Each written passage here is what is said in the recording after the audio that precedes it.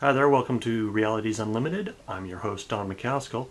Going to get right into the news this week. We've got some X-Men news, a little bit of information in regards to X-Men Days of Future Past. It has got so much buzz behind it, and all of the previous X-Men movies have done so well that 20th Century Fox has already greenlit a sequel. This is an unusual thing in today's Hollywood. Usually they want to see a movie, then they want to see a second movie before they okay a third movie. They want to see it in the box office. They want to see how well the audience responds to it. But they have already greenlit, come up with a budget, started putting a script together for what they're calling X-Men Apocalypse. If you're familiar with this storyline from the comics, then you know what's going to happen. I'm not going to give too much away. This is still a long ways before we see this movie. As a matter of fact, it probably won't be out until, I'm thinking probably mid-May of 2016. They've said 2016, but I'm thinking mid-May. So for this week, and I guess for 2014, this is my first prediction. We're going to see this movie in 2016. That's what they're saying. So I'm thinking Memorial Day weekend, mid to late May is when this movie will come out. As for Days of Future Past, which comes out Memorial Weekend 2014, we're already hearing that Anna Paquin, who shot a scene as Rogue in the future in this movie, apparently the one scene that she shot has already been taken out of the movie. We're still 5 months away before this movie hits theaters, but apparently Bryan Singer said that they already had so much in this movie that her scene was ultimately unnecessary, so they've cut it out. Now, I'm sure that we're going to end up seeing this in the extended version, or even as a bonus feature on the DVD and Blu-ray. So there's something to look forward to. Moving over to Marvel's produced Marvel movies instead of other film companies producing, there's a new solo character movie coming out, this one being Ant-Man. Now, Ant-Man was one of the original members of the Avengers. He was Harry Pym, and he developed a serum, or a method of turning himself into a very, very small person so that he could fight crime from a different perspective. This character also created the character of the Wasp, a female who was his wife, who could also become super small.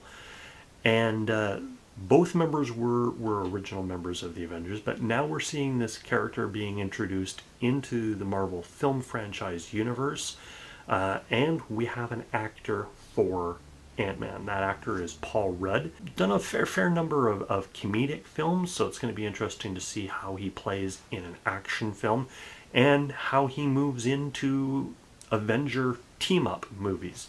That should be interesting as well. The film is scheduled to hit late July in 2015. A little bit of a weird slot. I mean, it's a midsummer movie slot, which tends to do okay, but not fantastic. I mean, if you look back this year, that's where they put The Wolverine. Traditionally, films do much better at the beginning of the summer, either late June, early July, and of course the big ones are released in May. Then they've got lots of time to build up their box office. So be interesting to see what happens box office theater-wise.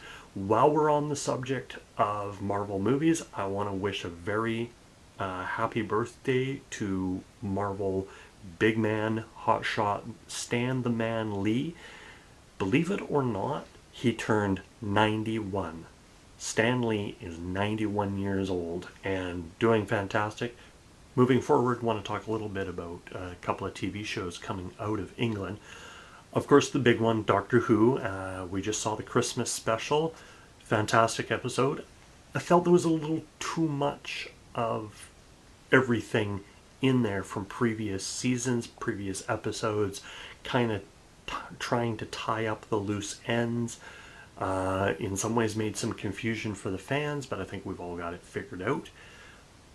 If you follow Doctor Who, it was a good episode. I'm a little saddened that we're not going to see more Doctor Who until like September, like 9 months away before we see any more Doctor Who and any more Peter Capaldi.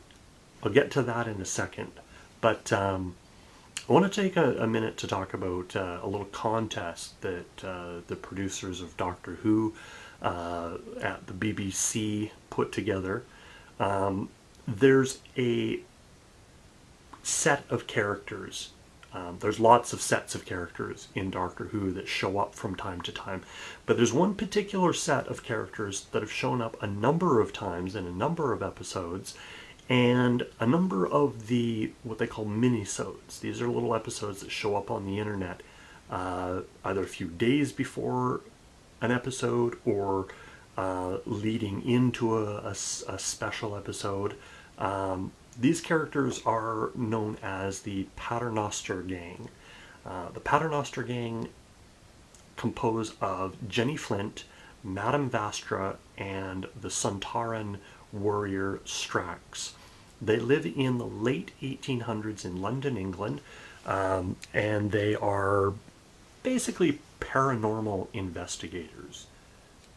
So they were there for him when he was missing Amy and Rory, his two long-term companions, and they've shown up quite a few times on the show. There's been a lot of talk about fans wanting to see this group of characters in their own series, a spin-off show. Stephen Moffat has even commented that he'd love to do something like that, but he just doesn't have the time. Well, you know what, Stephen? Hand it to somebody else. If you don't have the time because you're busy doing Doctor Who and Sherlock Holmes, which are two fantastic series, and you don't have time to take on a third, find one of the people that work with you, that work for you.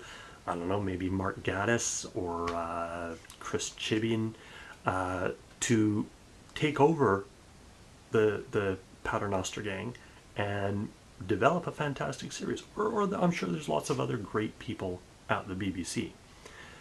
But one thing that makes me think that the BBC might be moving in this direction is this contest that they held. Now, this contest allowed kids living in England between the age of 6 to 15 to develop or to design sonic devices for members of the Paternoster Gang. A sonic device is something like the Doctor's sonic screwdriver. He's got a screwdriver that he can do all kinds of interesting things with. Doesn't work on turkey. Nothing works on turkey. So the kids came up with some interesting devices. For Jenny Flint, they made a sonic gauntlet. All kinds of devices described on it. Let me pull that down for you. So all kinds of little gadgets and things built into the gauntlet for Jenny. You'll see that for Strax, they made basically handheld eyeglasses, opera glasses, if you will. The kind of thing that a gentleman in Victorian England might carry around. But these have some specialized abilities. And for the great Madame Vastra, they designed a hat pin that has sonic capabilities. In some ways, I guess you could refer to Sonic as a magical device. So that's from the kids in England. That's for the members of the Paternoster Gang, who will be using these sometime during season 8. That's the season that doesn't start till September. And as I said, I had a little bit of news about Peter Capaldi. We're not going to see him as the Doctor until September, when the series returns. But we will see him in a BBC-made series before then. The BBC just released a new trailer for The Musketeers. This is their take on the Three Musketeers story. And Peter Capaldi is playing Cardinal Richelieu. Brother? Do you know the way to the Musketeers garrison? I have some business to settle on my father's behalf. Fight me or die on your knees! My father raised me on tales of the great heroism of the Musketeers. You would scarcely believe the stories I can tell. He knows the Musketeer motto. Every man for himself. Come on, show, damn you!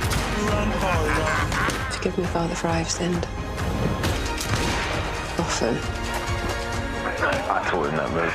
It's these Musketeers who will ruin France. We're at the crossroads, D'Artagnan. Don't take the wrong path. What could possibly go wrong? Things were very quiet before you came here, monsieur. I'm sorry, you must miss that. Not for a single second. The Musketeers starts January on BBC One and BBC One HD. So, being the end of 2013, I thought I'd take a look at the top 13 movies of the year.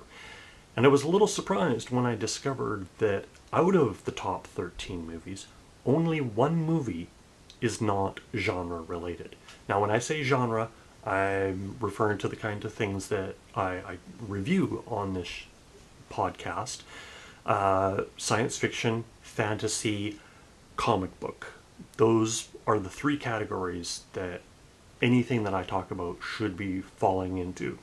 And these movies this year made a huge amount at the box office. So when 32 movies this year break the $100 million mark, I think Hollywood's doing pretty good. And only one movie out of this top 13, of course the last movie in the list, didn't quite crack the $200 million mark. So let me give you the list. Iron Man 3 at $409 million. The Hunger Games Catching Fire at $391 million. And that movie is still in box office, and it only just came out in November. Despicable Me 2 at $367 million. Man of Steel, which came out in the early summer, at $291 million. Monsters University, also early summer, $268 million. Gravity. I know this is up for Oscar nominations and will probably do well at the Oscars, but this is still a science fiction movie. And then Frozen, which only just came out for Christmas release, doing fantastically well in the number 7 spot at $248 million. Fast and Furious 6 at $239 million is the only movie on this list that is not genre. Oz the Great and Powerful, $235 million. Star Trek Into Darkness, $229 million. Out of the top 10, Thor The Dark World, $202 million. Slightly less, World War Z, the zombie movie, which they're already talking about a sequel to, at $202 million as well. And The Hobbit, The Desolation of Smaug, $190 million. It still has Monday and Tuesday to go in the box office for the year. I don't think those 2 days will get it another $10 million, but very, very close to the $200 million mark for that movie. And that's the top movies of 2013. This is my last podcast of 2013. I hope it was a good year. The next podcast I'm going to do, I'm going to try and look at the top movies for 2014 in my opinion. And until then, keep watching, spread the word. We'll see you soon.